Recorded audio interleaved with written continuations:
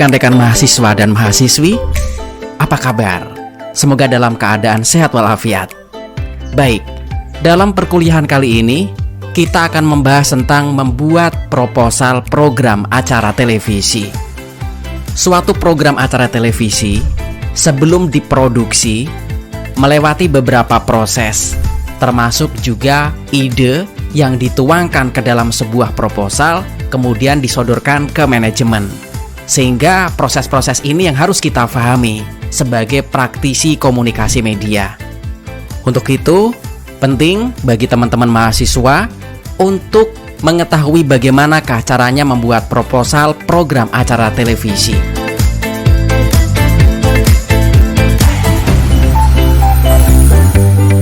Dalam pembuatan proposal, kita juga harus memahami ada beberapa komponen yang harus dimasukkan dalam sebuah proposal, sehingga usulan program tersebut bisa dipertimbangkan untuk disiarkan oleh pihak manajemen. Terus, komponen apa saja sih yang harus dimasukkan dalam pembuatan proposal? Oke, kita cek bareng-bareng. Pertama adalah latar belakang dan konsep dasar. Di bagian ini menceritakan mengapa ingin membuat sebuah program televisi. Kemudian permasalahan yang menginspirasi dan memotivasi sehingga ada ide untuk membuat acara tersebut. Dalam latar belakang dan konsep dasar ini, kita juga harus menguraikan nama, judul, jenis program, dan apa yang diharapkan dari program tersebut. Karena media adalah alat komunikasi. Who says watch in which channel to whom with what effect. Sebuah tayangan di media dibuat atas dasar kebutuhan yang ada di masyarakat. Kebutuhan yang diinginkan oleh para penonton, oleh para audiens, sehingga diharapkan program yang dibuat tersebut dapat memecahkan masalah yang ada di masyarakat. Kemudian dalam latar belakang dan konsep dasar ini harus juga kita jelaskan konsep program yang akan kita buat dan kita usulkan. Dan yang paling penting adalah kita harus memahami program yang dimaksud, karena kita yang mengusulkan, kita adalah yang punya gawe. Jadi kita harus tahu apa yang harus dilakukan dan seperti apakah efeknya kepada penonton setelah program ini ditayangkan. Next, komponen kedua adalah tujuan program. Nah, tujuan program kita akan menggambarkan poin-poin dan juga alasan utama mengapa program tersebut dibuat.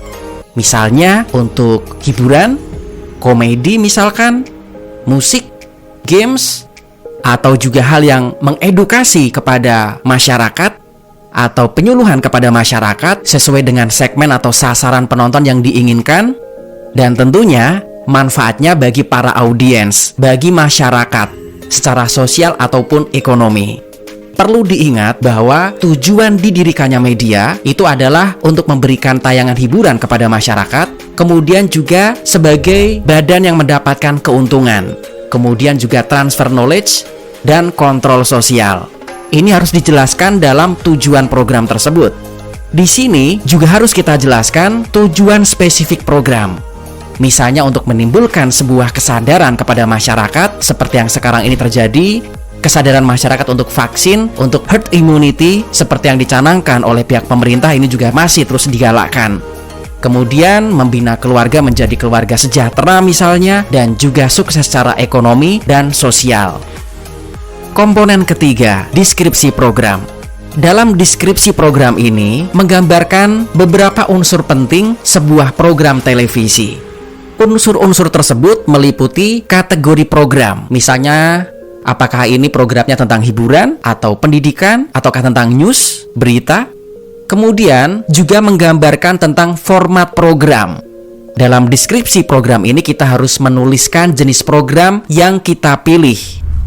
Unsur lainnya adalah judul program. Diusahakan namanya juga mempunyai kekuatan yang bisa mengingat setiap orang ketika program itu diucapkan. Misalkan mata pancing, orang akan tahu bahwa itu tentang kegiatan pancing-memancing, mancing mania, dan sebagainya yang menjual. Nah, biasanya untuk judul program ini dilakukan dengan cara brainstorming, karena mencari sebuah judul program yang betul-betul menjual, yang mempunyai anchor, yang mempunyai kail kepada calon audiens, ini juga dibutuhkan sebuah pemikiran yang out of the box. Kemudian, unsur penting lainnya adalah durasi program.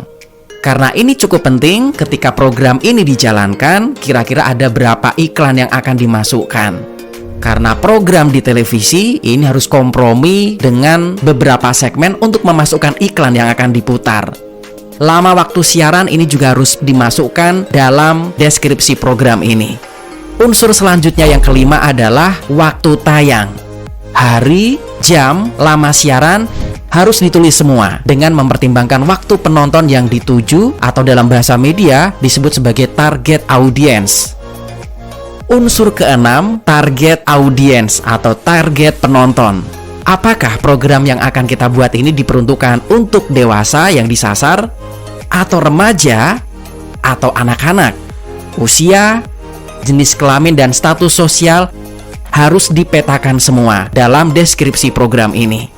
Sementara unsur yang ketujuh adalah karakteristik produksi atau rencana produksinya.